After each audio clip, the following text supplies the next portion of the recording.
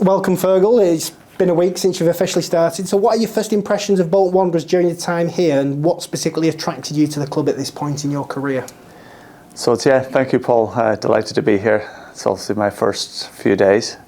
I think the first thing that you see is this amazing stadium and the fantastic top-end stadium that we have that players want to come and play at. So that leads to the potential that I saw in the club. When I first met with Sharon and Nick, I was just bowled over by their passion and their energy, already what they've invested in the club, both in terms of money and time and their commitment, but also where they wanted to go. It's not a game for them. This is something that they live, and I can see that with the connection that they both have. And I wanted to come to a football club that had really passionate, committed owners, where we were on the same journey, that understood that there will be ups and downs and we'll get through them, but we were on the same page, and I feel that we are. And then, like I said, when you come to the club this week, it's just everyone is hungry to succeed. Everyone loves the club. They genuinely do. Everyone that I've met and has a passion for growth. So that's my first impressions. Great. In your own football journey, it's quite rich and varied. How have your experiences as a player, first and foremost, and in significant off-field roles prepared you for the position that you're in at Bolton as sporting director? Yeah, I've had a lot of different experiences in football, from the playing element to then going and working with Nike, 13 years at Manchester City, and then 3 years at Standard Liège. I think as a player, you just understand how players and staff feel at certain moments, and that's the biggest thing for me. As a sporting director, we have certain roles, but timing is key. When to approach the players, when they need space, how it feels when they lose, when they win, when to be in the dressing room, when not. So being a player helped me to be sensitive to that. And then what I learned at Manchester City was incredible. It was 13 years. I joined a football club that hadn't won anything, that we were trying to build, that we were trying to improve. So, okay, it was in the Premier League, but still, that's the goal of Bolton, to get better and better. And when I left 13 years later, I think they had 13 clubs. It was a group. It was huge. But going through that journey, there were so many different learnings. And then in Belgium, I was so lucky to get the opportunity to work for the biggest club in the country with the most incredible supporters, but that was going through a really, really tough time. And it got tougher while I was there. But the fans stood by the club because they loved it so much. And I've learned all the hard things in that 3 years. But I don't regret it for one moment, because it was incredible, and it will help me in the next challenge, which is at Bolton. Yeah. I mean, you talked about your time at Standard Liège, and it was a complex environment. So what key lessons in leadership and strategic decision making from that specific experience will be valuable to help us progress as a club? Probably a little bit similar to what I learned at City. It's all about the people. You have to have the right people with you, and some will come with you on the journey and be part of that and want it, and some won't, and they'll be negative towards it. I remember in the early days at City, there was always the phrase "typical City." Typical City would lose. Typical City, and we had to change that mindset to be more positive. And okay, there will be ups and downs. Not everyone wins all the time, but it's not going back to we're typical again. And if you have people that have that positivity and can deal with the hard moments, then you've got a real chance. You only find out what people are like when it's tough. That's it. When it's good, it's easy. It's easy, and we're all together.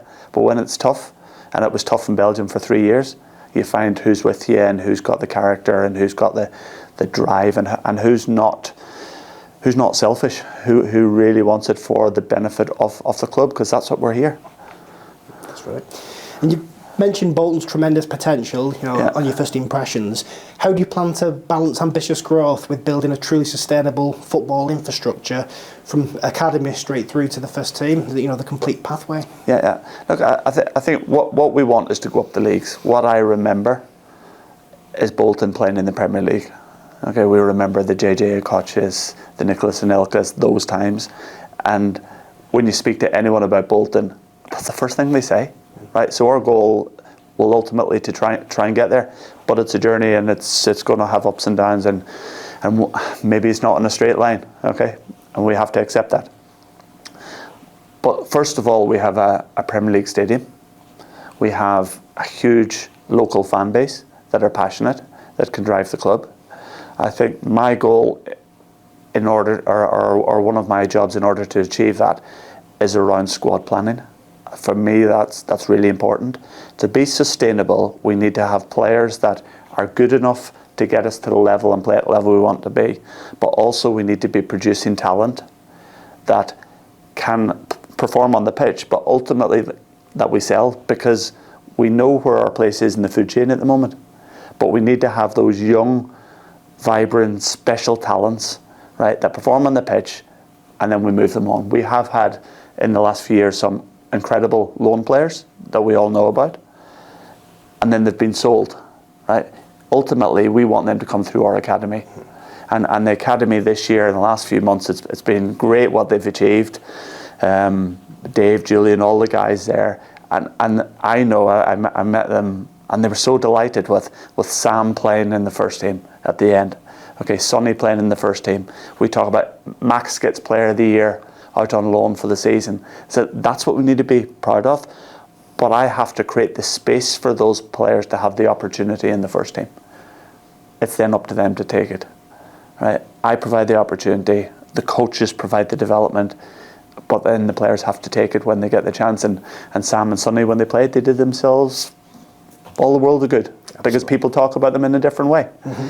And I feel if we have a squad, for example, of 25 first team players, senior players, the kids will never get a chance. Right? So we have to reduce that slightly, but have very good kids in and around it that through injury, suspension, or just performing every day in training, the coach will put them in. And thankfully we have a coach who believes in youth, who wants to work with youth. But it's a balance. But I think by doing that and managing the squad, then we can become sustainable. But at the minute, we don't sell very many players because of the age profiles of those players. They're good players, but that's not what the market is looking for. And drawing on your modern football expertise, how will you evolve Bolton's operations, blending cutting-edge methods with the club's rich heritage to forge a distinctive and successful identity? Yeah, what I've seen since I came in, there's some fantastic guys working in the background of the club, whether it's in the medical, sports science, whether it's in the data analysis recruitment area. So they're identifying players. One thing that I want to bring back a little bit is live scouting, because I don't feel we do enough of it. I think we have to embrace data, because data is really important and gives us a cutting edge. But my slight concern with it, because of the level that we are at, is data shows you what a player is doing, how he's performing. But everyone knows that, because everyone's got the same types of data.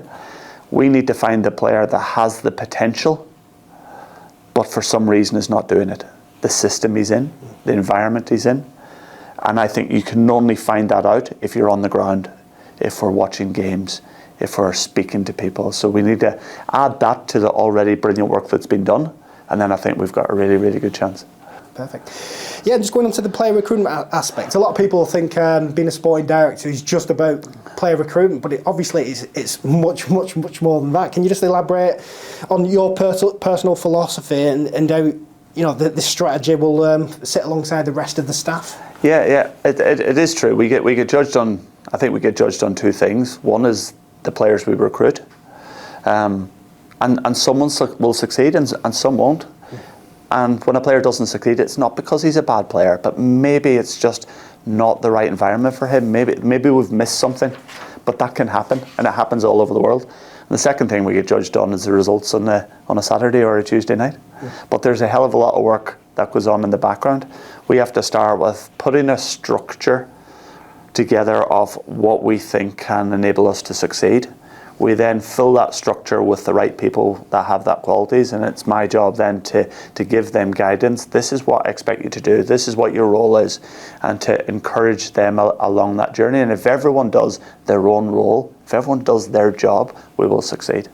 How do you envision your partnership with head coach Stephen Schumacher and your alignment with the board in terms of developing a cohesive club strategy? I think we need to be clear on what everyone expects. How they want me to communicate, what information they want, and that's from Sharon and Nick and above. I have to be clear, and I am, on what the parameters are, and stick within those parameters. And I think we're all clear. As long as that is done, then everyone is happy. With Stephen, on our first conversation, was like, okay, well, what do you expect from me? And this is what I expect from you. We've probably spoken every day for the last few months. The relationship is excellent. I feel we're completely on the same page. We're not going to agree on everything, and that's healthy. Of course. But there's an absolute respect there that we're trying to do the same thing, and we've had conversations this week already on players, and okay, not sure of him, and I put my point across, he puts his. No player will come into this club that we're not all in agreement on, right? It's not going to be solely my decision, because that doesn't work, because the coach won't play the player. Yeah. So anyone that comes in, we are 100% on board. And when we have our new head of recruitment coming in, then we'll all be together. Great. And what are the essential ingredients for building and embedding a winning high-performance culture throughout the club? Standards. We have to have the right standards, and people have to be clear on what they are, and I have to lead it by my behaviour and what I do. Stephen then has to follow, and everyone else will follow that. If we don't live the values that we expect, then it's pointless. And that's the work rate, the commitment, showing that we're passionate, showing that we care, so that everyone feels that as well. Yeah. And I did that in my last role. I gave it everything. My family moved over to Belgium. We give it everything. I live 25 minutes from the club, so I am in the area. I'm Irish, but I'm here, and I'm 100% committed to this.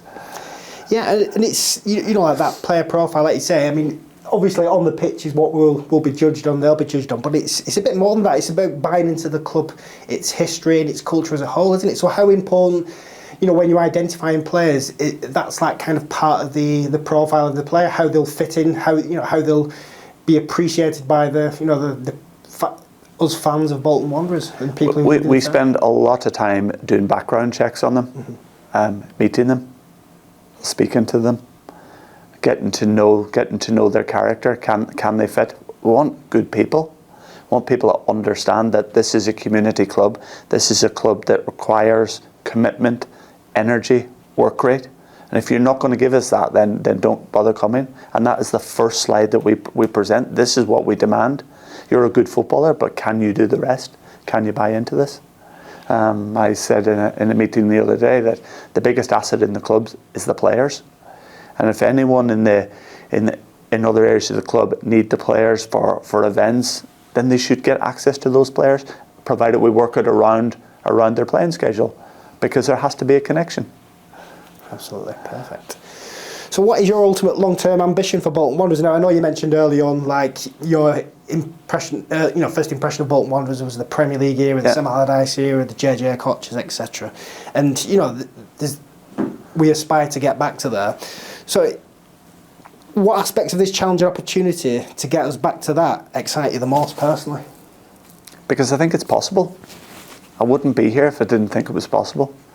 I left a club in a big league that has potential to play in Europe, that has amazing fans at the stadium every week, to come here, because this has got an amazing stadium, it's got amazing fans, but it's not playing at the level that we can get to. And I really believe there is that potential. When you speak to players, they get excited about coming here. So we can create a team and a club that can grow and grow and grow. And I think as we go up the leagues, we will get more investment, and it will get easier in a way. Great stuff. And just one final question. Us Wanderers fans are really incredibly passionate and excited about your arrival. So what message would you like to share with them as you begin this journey? you can be assured that I will give it everything to succeed. I am not in a position that we are going to fail. There will be bumps. There will be some decisions that I make that you're not happy with or you question. But trust me that every decision I make is for the best interest of this football club in the long term. I'm happy to speak to anyone in the right forum and answer questions. I won't hide behind anything. I will be open, transparent and honest. But I am determined to succeed.